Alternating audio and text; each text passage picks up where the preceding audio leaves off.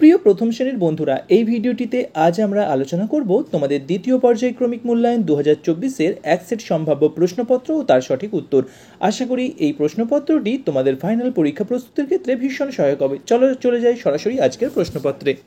এখানে দেখো এক দাগের বাম দিকের সঙ্গে ডান দিক মিল করে লেখো। এখানে বাম দিকে কিছু শব্দ, ডান দিকে কিছু শব্দ লেখা আছে। এখন তোমাদের এগুলো বাম দিকের সঙ্গে অর্থপূর্ণভাবে ডান দিকের ম্যাচ করতে হবে। বাম দিকে আছে দেখো রবীন্দ্রনাথ, নজরুল, ঈশ্বরচন্দ্র, স্বামী, আর ডান দিকে আছে ইসলাম, বিবেকানন্দ, ঠাকুর, বিদ্যাসাগর। তাহলে তোমরা ম্যাচ করবে রবীন্দ্রনাথের সঙ্গে ঠাকুর, নজরুলের সঙ্গে ইসলাম, ঈশ্বরচন্দ্রের সঙ্গে বিদ্যাসাগর এবং স্বামীর সঙ্গে বিবেকানন্দ।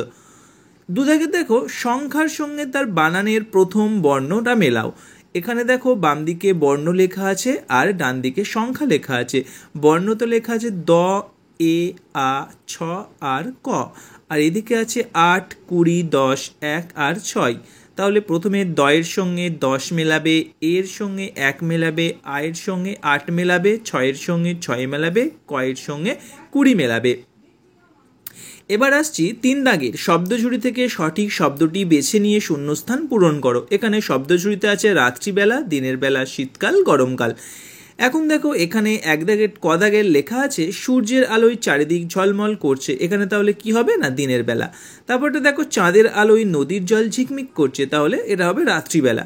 ঘাম পড়ছে, খুব জল তেষ্টা পাচ্ছে, এটা হবে গরমকাল। আর সোয়েটার পরেছে, আগুনের তাপ নিচ্ছে, এটা হবে শীতকাল। এবার আসছি বন্ধুরা পরবর্তী প্রশ্নে। বর্ণ বসিয়ে শব্দ করো। এক দাগের দেখো লেখা আছে প, তাহলে তোমরা লিখবে প থ পথ। তারপরটা ব আর ছ লেখা আছে, তোমরা লিখবে ব ছ আর র বছর। দন্তস্ব ম অন্তস্থ সময়, ট ব টব, ক ল কল, গ র ম গরম, ফ দন্তস্ব ল ফসল, দ হস্য ই দই। এবার দুদাগের দেখো আকার দিয়ে শব্দ করো। এখানে কিছু শব্দ লেখা আছে যেগুলোতে আকার দেয়া নেই। তোমাদের কি করতে হবে না আকার দিয়ে এগুলো অর্থপূর্ণভাবে সঠিক শব্দ করতে হবে।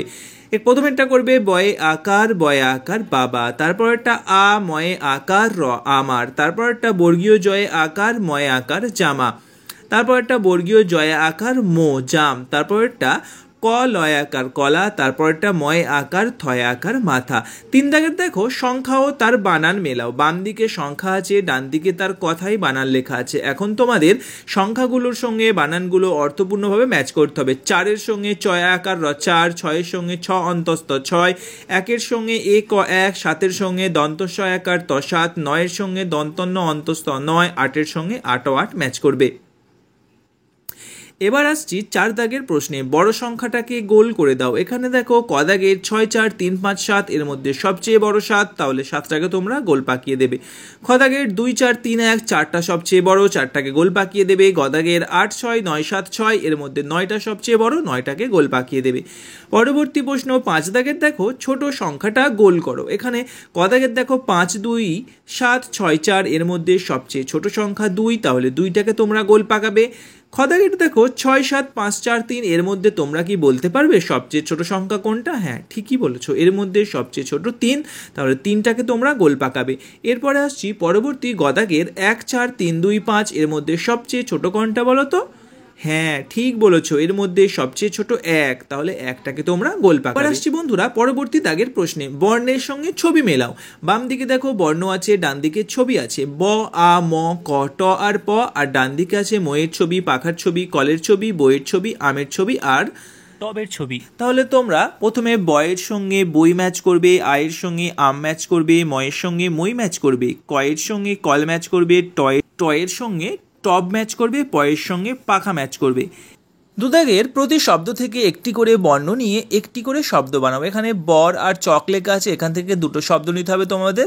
কি নেবে না বক হবে একটা শব্দ, মই আর গম দুদিক থেকে একটি করে শব্দ নিয়ে নতুন শব্দ কি হবে না মগ হবে। তারপরটা ভয়ে আকার গ ভাগ হস্যই ট ইট কি হবে না ভয়ে আকার হস্যই ভাই। সেরকম করে টক আর বই আছে, নতুন শব্দ হবে কই।